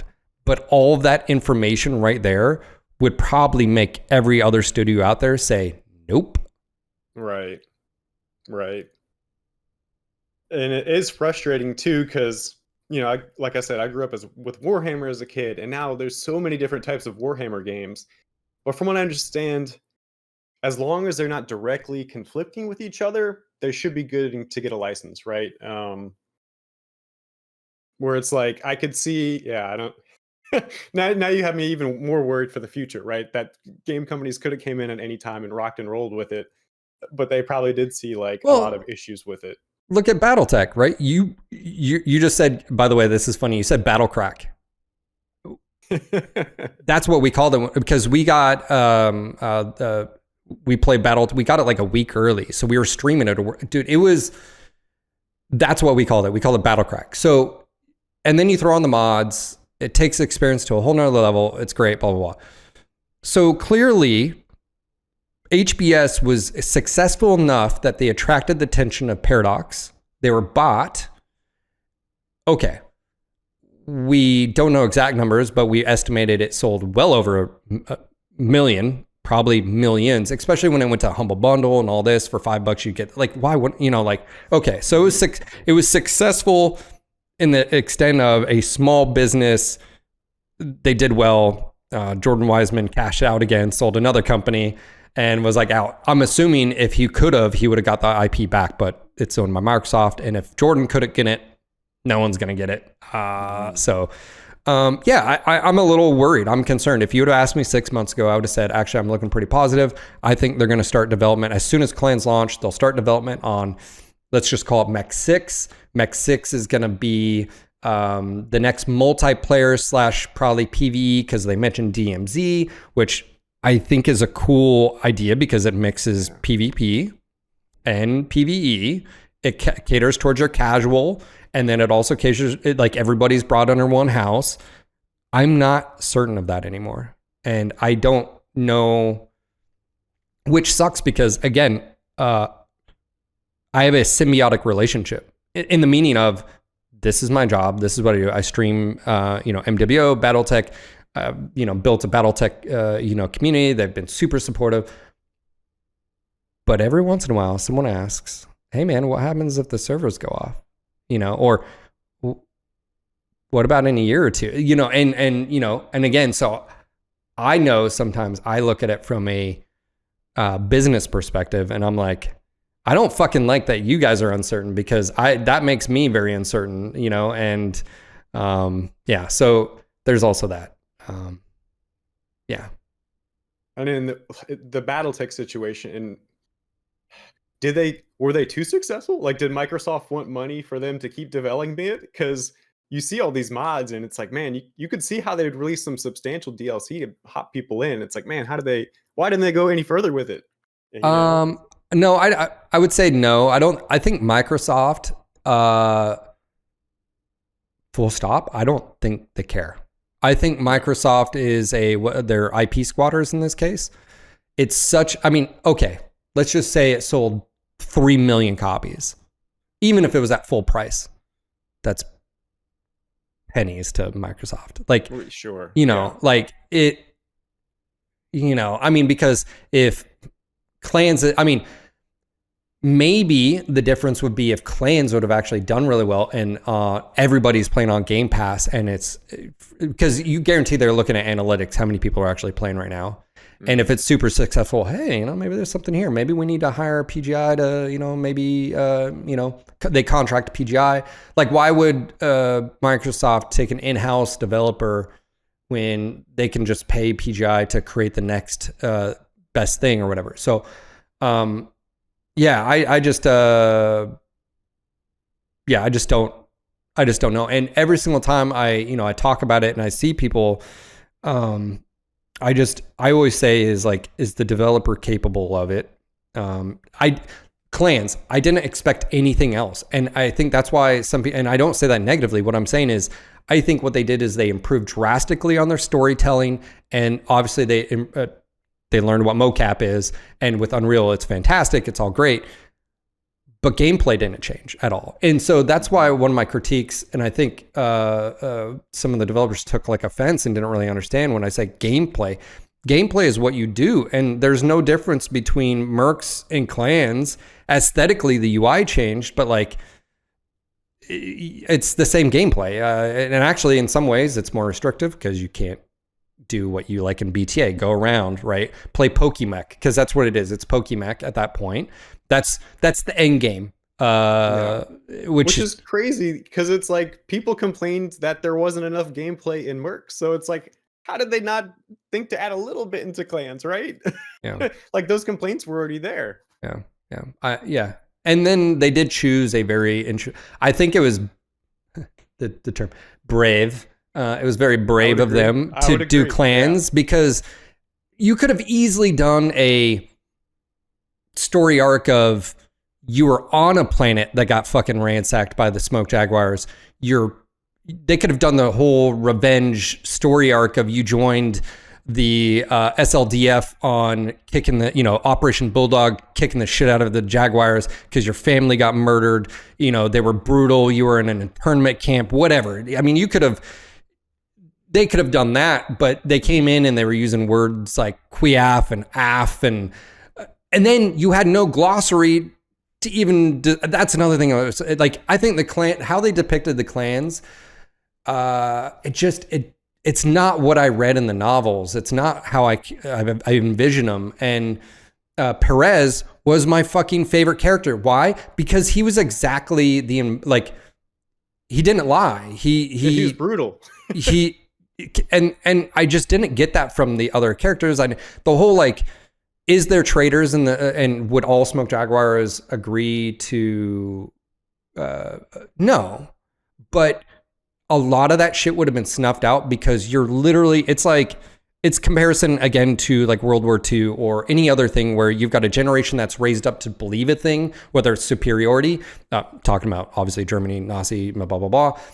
But that's how you're raised. If you're raised to believe you are the best of the best and all cast members below you are basically subhuman, and that's what the Smoke Jaguars are, right? You wouldn't have got to the last Sibco and you're having second thoughts of and I didn't believe that they were highly trained pilots. And again, highly trained pilots, what does that even mean? You know what also really bugged me? I'm going to ask you this. How did you feel about your trial of position? The very beginning of the game. What is your initial thoughts of that? Are you referencing how you're okay, I could take the last mech and then it cuts to the cutscene and you lose? That's why do you take the controls away from me? Let me fail, but let me do it on my own terms, right? Yeah. And that's where they could have showcased if they would have updated the movement system, animations, had skill to where you could do certain aspects with the mechs. I can totally go down a rabbit hole with you on that. Because by the way, in the novels, mechs are agile. They walk, run like humans. They're so sophisticated, just the technological aspect of it. And in MWO, unfortunately, they chose a very robotic. I remember talking specifically to Dennis. It was a design choice, not a based on lore choice, a design choice. They went the like sort of robot animations, which looks dumb as shit, especially like in so many cutscenes. And they did improve it in clans, which is, again, they took feedback, great, but they didn't change any of the in-game animations. And it's like watching a Timberwolf walk fast. No, the Timberwolf fucking runs. The problem is they made mechs physically too big. So to go from, anyways, I'm a particular about scale and animations. But my point being is they could have showcased like, oh, that's a really fucking good pilot, actually, that comes out and just whoops your ass. But they take a risk there of maybe you got a person like yourself that is really good at PvP and figures it out. So what do you do then? Because your entire story has to be that you're a star commander, not a star captain, right? And so then it's like, well then, so yeah. Like kind of what you were saying, like going back to the lore of the clan, like I understand they would want to make you be sympathetic, and that's kind of why you've got that high school feel, but it is like, these are soldiers. Why like when you start the game, it feels like you're coming out of kind of high school, college, like, all right, let's go see, I feel like they could have leaned more into maybe not the darker side, but the more gritty side of that. So I would agree with you. Yeah, it is brave to choose clans. I don't necessarily think that was the wrong move. I see a lot of people being like, oh, a clans game, but it's like, again, if I'm coming into the series, I don't care who the clans are. Like, I will learn to like them if the game is fun, right? Yeah. And the scale thing, yeah, I could go on for hours about the scale as well. Like, some of the flowers in the game are like as tall as your mech's leg, and you're like, okay, but if I was a human, what would I be down there? It's very strange looking when you look at some of the stuff. Yeah. So I'm gonna go back to sort of what you're saying. I agree with you. They felt like they were high schoolers. If anything, I can very much put myself in that position because I've been there. And when you go into the military, you become a Marine, you get indoctrinated, you, some would say brainwashed, because rightfully so, you have to be in this certain mindset. You are a sponge. They mold you, they shape you. If you're going through 16 plus years of that, and you were literally the remnants of your Sibco, you are a how do I say this? You are full in on the mission. You are not asking questions. You're not, they say jump, you just jump. You're not even asking how high. That's where I feel like they missed it. What I feel like is during the invasion, they should have, like, then the minute cracks start happening. Like, they see something and like, I'm all for honorable combat, but that wasn't honorable. I am not for that. Their entire society is militaristic, right? So like you're saying, like, yes, just a normal soldier, they'd be all in at that point. But their entire society is like that. So it's like, how are they not on board at that point? I mean, again, I know that's like going to Afghanistan, Iraq, and being like, hey, I'm going to prove myself against these fighters, and that's cool. But you just killed those innocents over there. Like, you literally just mowed down those women and children that were running from cover. I'm not cool with that. That's why I love BattleTech, is because that's what's in the novels. Like, that's what's in the lore. That's what it is when you listen to Tex Talks BattleTech. It's fucking gritty. It's dark. It's real. And it's real. And why it feels so real is because it's based on history. Like, it's based on history, human history. And I felt like I didn't get the cracks for me. It was like, it got shoved in your face at the very beginning that you're one of your Sibco, which, by the way, hashtag doesn't make it, spoiler alert. But he's questioning that point. He would have been washed out so long ago, and Jaden would have been like, hey buddy, it's okay. And I thought those scenes were cool because I was like, from a storytelling standpoint, it's cool. They actually got that, but I just didn't believe it. It's like you're a military industrial complex at that point in time that's bred warriors. You're the political extreme on one side that you believe it's your right, your destiny to reform the Star League under the ashes of the Inner Sphere because you find them so corrupt. And then you start invading the Inner Sphere and you realize everything just reinforced, your first encounter with the pirates would reinforce your beliefs. Like, oh, look, they betray us. They blow up the dropships. They're doing guerrilla warfare. But also, like, I just don't believe any of the characters. So I guess that's where I sort of fall in, is where like the choice of when you have to make the choice in the game, and I don't know. I just that's what bugs me about, again, it's a military-esque setting with military-esque bearing with no. And it's almost like you're a civilian when you start. Like you're saying, you're comforting your squad mate and all that. It's like, yeah, that's how a person on Earth might act. Into it. Yeah. But like, exactly. Exactly. How much more of an impact would it have made if they were just badass from the beginning? Like, you'd be like, oh my gosh, these guys are crazy. But that would stick in your mind. Like, why did they feel the need to, make it relatable to us in 2024, Yeah. I mean, I that's where I feel like my real life experience has definitely shaped me. And I can say, well, I can tell you what 4 years of being in the military and what that does to you, let alone now you've been pitted against each other to be the best of the best.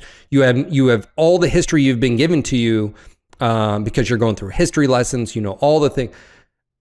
Granted, yes, it may be skewed towards whatever angle or political agenda that the Smoke Jaguars have done. I just didn't believe it. I mean, you're taking the most extreme most extreme stuff of an extreme society, right? And I just didn't. That's why, like, Perez, I actually, like, there was believable, like, to me, I was like, oh yeah, he's like, what did he do? Hey, they're not playing by the games, they're doing guerrilla warfare, they're killing our troops. Fucking all right, cool. Hands off. Like, why glass am I him. pulling for Perez to win? Like, like, I and hate to say it like that, but I thought he was the one true character. And then, like, when you go to fight him later, again, they had these boss battles, and it was such a letdown. And I feel like that's the thing, is like the difficulty ramp too. And that was one of the things they introduced with Trials of War, which was a higher difficulty level. The difficulty level doesn't have to do with strategies or tactics being used against you. It's just the AI will drill you more, and it has nothing to do with, they're going to go flank and try to maneuver behind you and use range, or come in and hit you and then run away and you don't know where they are. None of that happened. Yeah. And again, I feel like, again, we can probably just bash, but this is just, it's how I've felt. And I've wondered, because I didn't know you. I specifically didn't go down the rabbit hole and find out your experience. I wanted to know where you're coming from. And it feels like me and you, or we're sharing a lot of the same things. So that means I'm not on an island. I'm not by myself. I'm not crazy. I'm not being, I have been gaslit to some extent. And I feel like at some point in time, you mentioned this earlier, and I wanted to get your perspective, because I asked you, what would you do if I said, hey, we lost 50% of our population?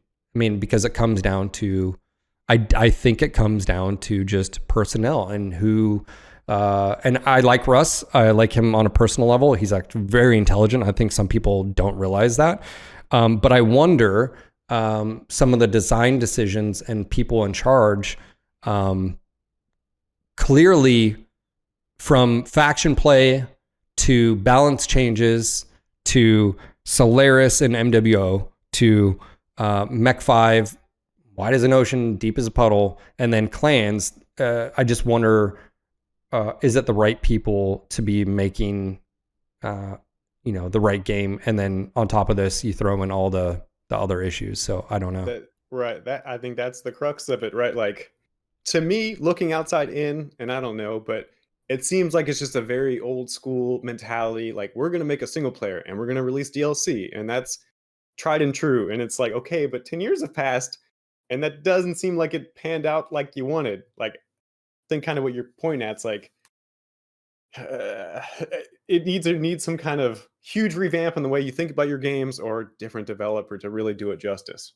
You know. Yeah. Interesting. Very interesting. Hey, we've been talking for a while. Moving forward, you mentioned Living Legends. Moving forward and looking forward, do you ultimately feel that that's the route to go, is like online? Maybe you don't necessarily have to strictly just PvP. Like, I don't think a strict PvP game brings everybody under the house. I mean, would we agree there? Mm-hmm.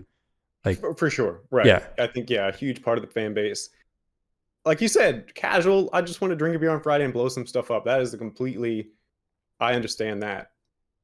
Kind of like you were saying, if you could somehow tie in PvE, or, Destiny, you go on raids with your friends, but if you want to go hop into a multiplayer, you have that as well.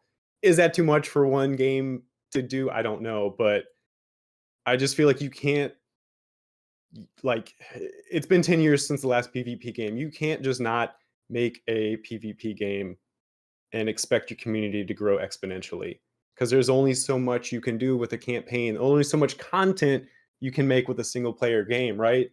And having that noise, that signal of having new content to push helps that game spread. So I feel like you kind of kneecap yourself if you just go PvE every time. Gotcha. Yeah, I would be in agreement with that. It's interesting because you brought up the community growth aspect. I never, like, I probably looked at it that way, but like never put the words out there. But the ability to create new experiences and I mean, again, I look at Eve. I've said this. I don't think it's realistic to think PGI would do like an MMORPG. One, they've never done one, so there's that. Two, I do think you're taking a big risk because I don't know if it'd be successful. And that's another thing too, is so many people are like, yeah, if they just do this, it'll work. And I'm like, that doesn't sound like a very viable, business strategy, if you really think. And people don't realize that's what it is. It has nothing to do with the good game. Is they're looking at is, do I think this is a viable business strat? And and that's why so many games don't do well, because like they're like, hey, let's do this, and then it just doesn't. The one thing I will say, and I'll get your feedback really quick, is there's nothing else like MechWarrior Online. Very true. And I feel like there's something to be said about, like, there is turn-based tactical games, but there's nothing like BattleTech. There's nothing out there. My friends, after they saw the video, they might not have known it was like, oh, have you seen Armored Core? And all that. I'm like, I don't want to play the anime game. Something about the slowness and kind of feeling like you're the grounding of the mechanics of it versus like an anime mech makes everything just kind of collide and like really stick in your brain. Because as soon as you base it in realism, like, hey, I only have 50 tons on this mech to put it in, it just kind of like, it starts all adding together into the experience, like you're saying, where like you can't get that anywhere else. It's just such a cool feeling to be like, oh my gosh, like, the world's never going to advance, I don't think, to mech combat, but it makes you feel like, okay, if it did, this is what it might feel like. Yeah. And that's such a unique thing that MechWarrior has. Grounded in science. Because, like, yes, a jump ship, bend in space and time, all that really is what they're basically saying is a wormhole that you need at high energy. Like, it's theoretical. We know what autocannons are. We know what lasers are. We know what missiles are. Like, synthetic muscle fibers. They're developing that shit right now, let alone... So it's not... There's no magic wizardry. It's all like, it's a science-based driven narrative based on historical, human historical, stuff. So I feel like there's that. But I do feel like myself, or anybody that's listening to this podcast, if you're a MechWarrior fan too, is that is the one thing that you have as far as PGI has. I wonder now that with all the stuff that being said, but EG7 their expectations of sales, again, obviously will influence a lot of what PGI is able to do, or what, and I, you know, you make your bed, man. Like, kudos to Russ for creating a studio, being successful enough to where the company gets bought. That's kudos for you. But what sucks, again, what goes back to it is we're here after they're gone. And what does that mean? So I'm hopeful for mod tools. Maybe next month we'll get a little bit more info, but even the mod tools themselves as Mercs, you haven't really seen any big wide conversion, stuff making something grandiose, or even like Living Legends, which Living Legends 2 is dead. So I'm hopeful, I'm optimistic that the tools are better.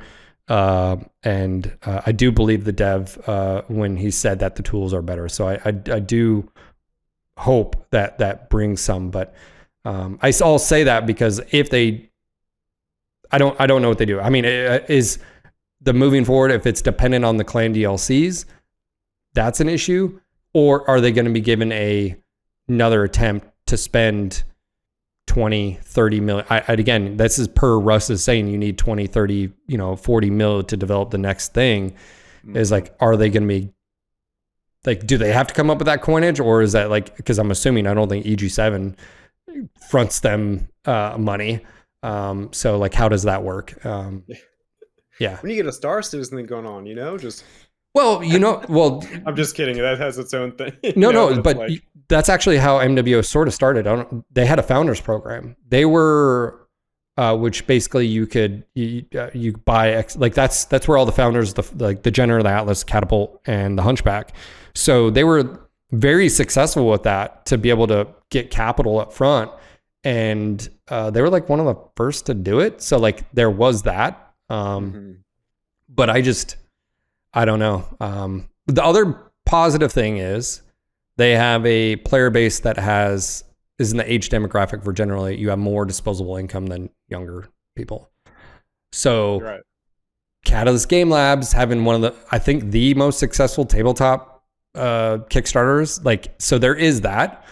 But again, I just don't know. Like I said, unknown. But anyways, man, I didn't want to, on a positive note, I did enjoy the video. I found it entertaining. I wanted to reach out. So, yeah.